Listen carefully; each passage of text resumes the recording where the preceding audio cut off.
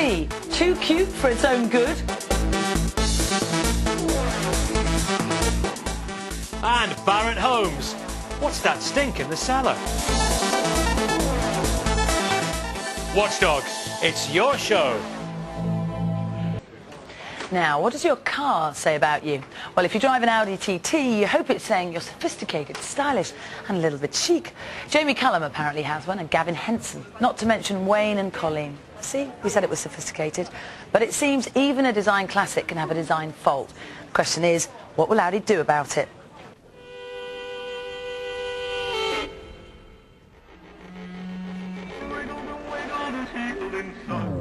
Audi. Slick, stylish and sexy. And that's just their adverts. But at Watchdog, we're not into advertising. We'd rather tell it like it is. And when it comes to the Audi TT, there's a lot to say. It's got 17-inch alloys, black leather. It drives beautifully. It's a lovely car to drive. And there's not many other cars on the road that look like a TT. Yes, TT owners love their cars, and it's not surprising. Audi is so cool they can even make German sound sexy. Vorsprung durch Technik, which means advantage through technology. But there's one part of the TT where technology is a disadvantage. It's the instrument panel, known to Audi lovers as the dash pod. It houses the speedo, warning lights, fuel gauge and onboard computer. You'd expect a part like this to last the life of the car, but that's not what we've been hearing. I bought my Audi TT about 3.5 years ago. The fuel gauge instantly packed up 6 weeks later. And I can't believe that the dashpod is failing at only 55,000 miles. It basically started to cause the battery to discharge, leaving the battery flat first thing in the morning. Over 50 Watchdog viewers have contacted us about problems with their dash pods. You've been telling us warning lights flash for no reason, gauges give wrong readings, and in some cases the unit runs the battery flat. Rupinder Chawla's had her 2000 TT since August. It cost her £13,000, but her problems started within hours of buying it. I was driving on the motorway and an engine oil pressure light started to appear in my dashboard and my temperature gauge started flashing up. I kind of panicked thinking, what's going on?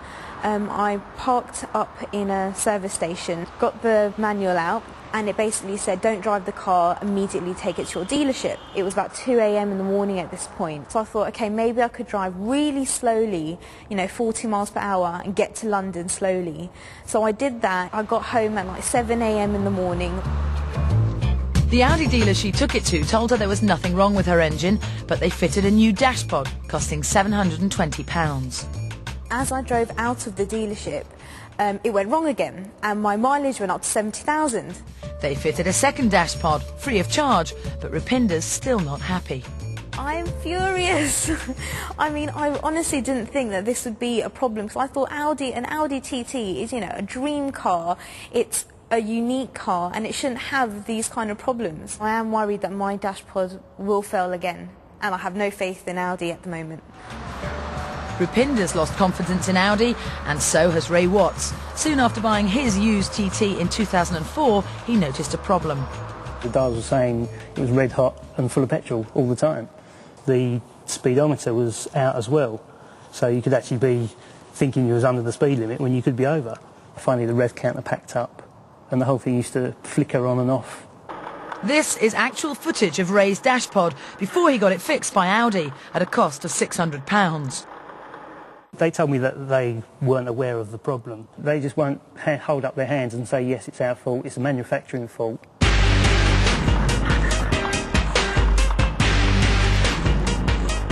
With so many of you complaining about the dash pod, I think I'll get this one checked out.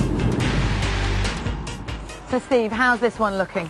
Well, I've had a look round under the bonnet and inside the car. It's all OK at the moment, but that's just the problem. It could go wrong at any time. And it can be an expensive thing to put right. To change the instrument panel's about 500 to 800 quid, and not only that, you've got to go back to Audi to have it done, because they need to reprogram your keys, reset the mileage, so you're a hostage. Yeah, without a doubt. Now, in your 30 years in the motor trade, how many instrument panels have you seen go wrong? I could count on the fingers of one hand.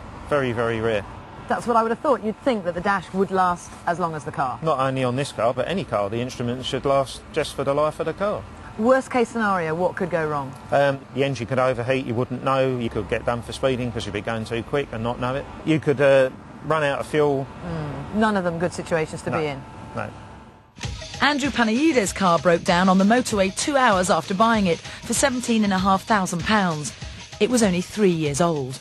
The car just stopped running. I managed to coast over onto the hard shoulder. I checked all the dials, I tried starting the car. The fuel gauge was reading half full. I thought I had a serious engine problem, but to my horror, I'd run out of fuel. Andrew's petrol gauge tells him he's got fuel left when the car's empty, and Audi charged him £50 to tell him that their dashpod was faulty. Oh, I'm fuming. I've spent a lot of money on this car. It set me back nearly £18,000, and within 2 hours of owning it, I'm looking at an £800 repair bill. It's a bill he's not prepared to pay. TT owners have got questions, but when we tried to get them answers, the Audi dealers seemed a little bit confused. I'm really upset with Audi, to be honest, because they just won't admit that there's a problem with the dashpods. Not always a common problem. I mean, it can happen on any model, any make of car, really. I mean, a dashpod problem isn't a normal problem like your clutch failing. It's a major problem.